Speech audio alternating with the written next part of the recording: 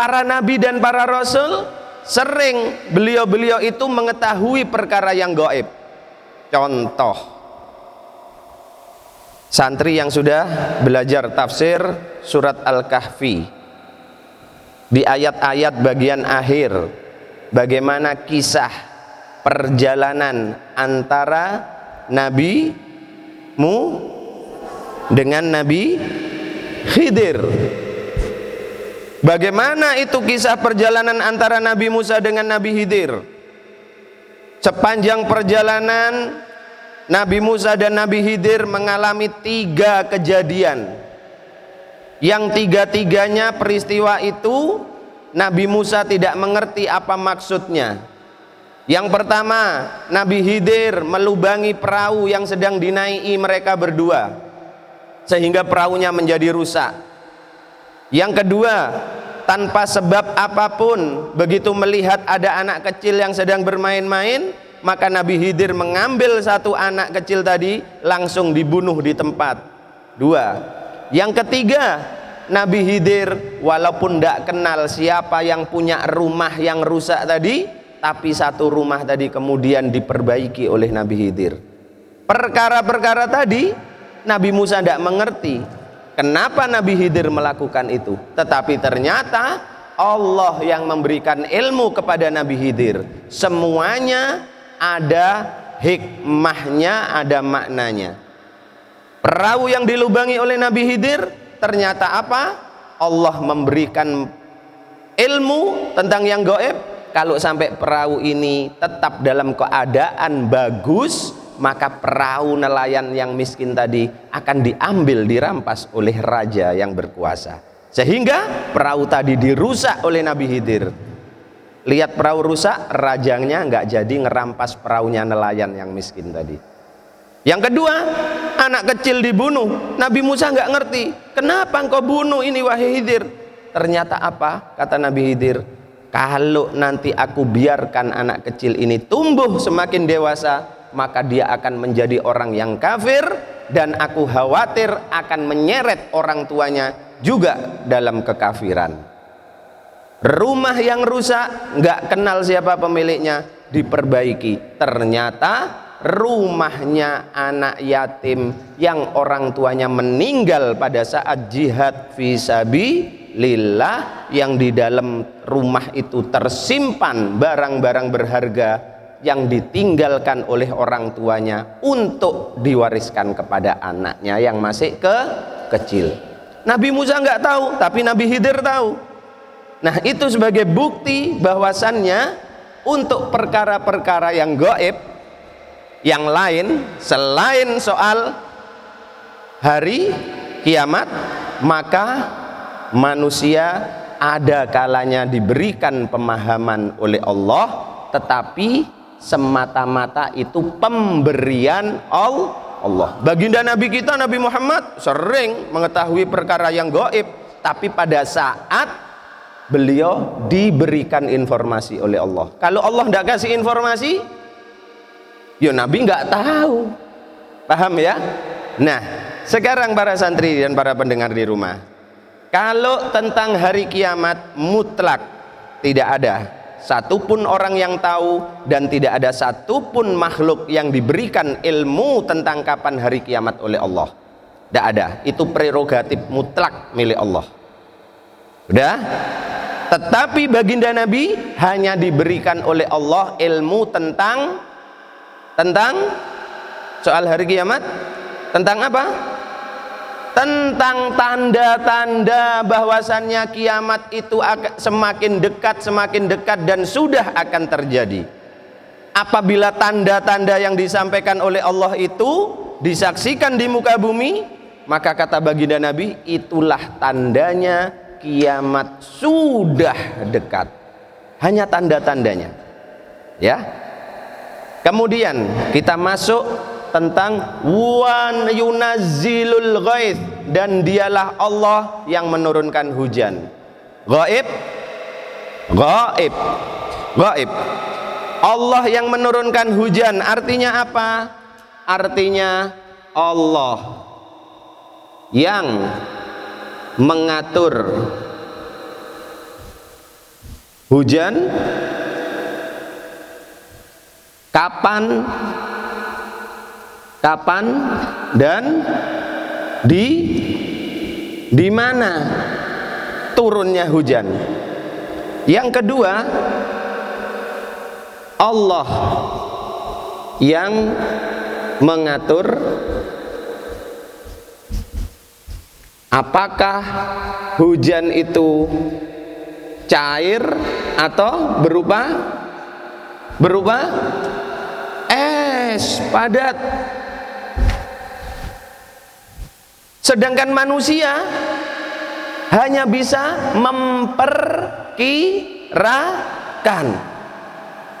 Makanya di sini tidak ditambahkan oleh Allah indahu, enggak.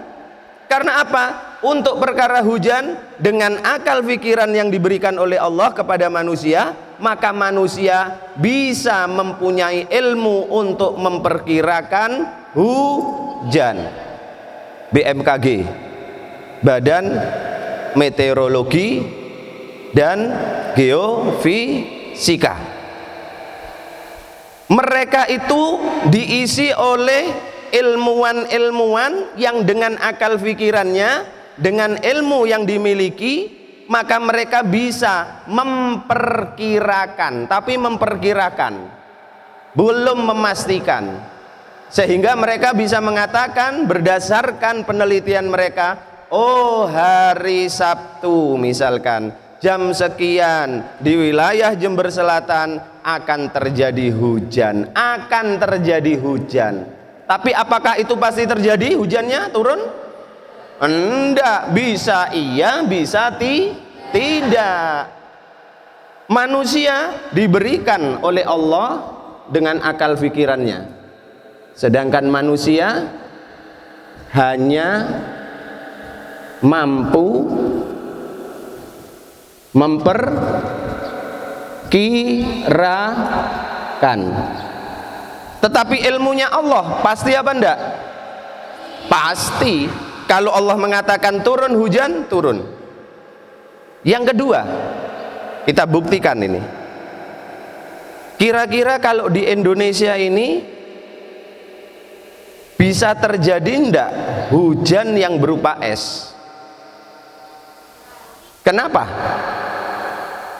Karena Indonesia negara Katolik. Biasanya yang terjadi hujan yang berupa es, yang berupa salju di daerah mana? Di daerah yang mendekati kutub, yang mempunyai musim Tetapi apakah di Indonesia tidak pernah terjadi hujan es? Pernah beberapa kali, ya. Nah, itulah para santri dan para pendengar di rumah. Khusus untuk perkara yang gaib, persoalan hujan, maka manusia diberikan oleh Allah dengan akal pikiran yang dimiliki bisa memperkirakan tapi bukan memastikan. Bahkan sekarang ada pawang hujan, ya, pawang hujan, tukang sarang. Wih, iya kan? Tukang sarang itu tujuannya apa? Tujuannya biar tidak terjadi hujan. Kira-kira tukang sarang itu dia melawan Allah apa enggak? Ayo coba, melawan Allah apa enggak?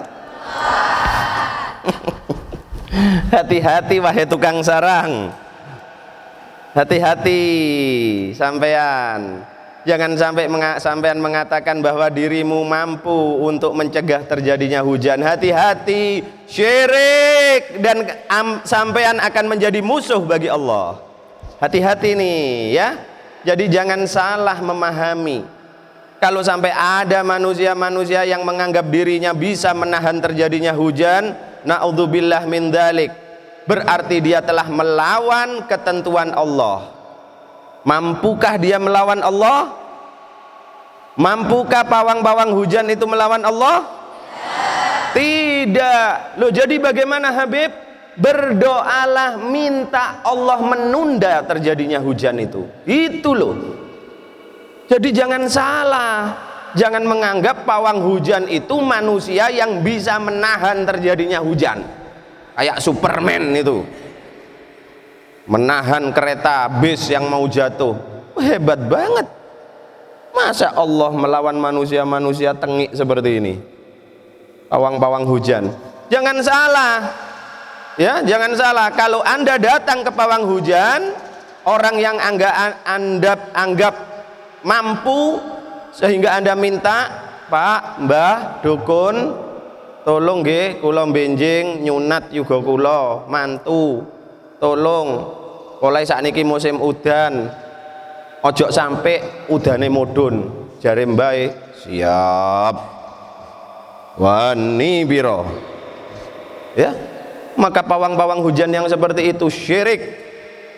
Tetapi mintalah doa kepada orang-orang yang soleh, agar supaya apa? Agar dengan wasilah doa orang-orang yang soleh itu Allah berkenan menunda sebentar hujan yang terjadi, atau memindahkan hujan yang harusnya turun di situ, Allah pindahkan ke yang lain.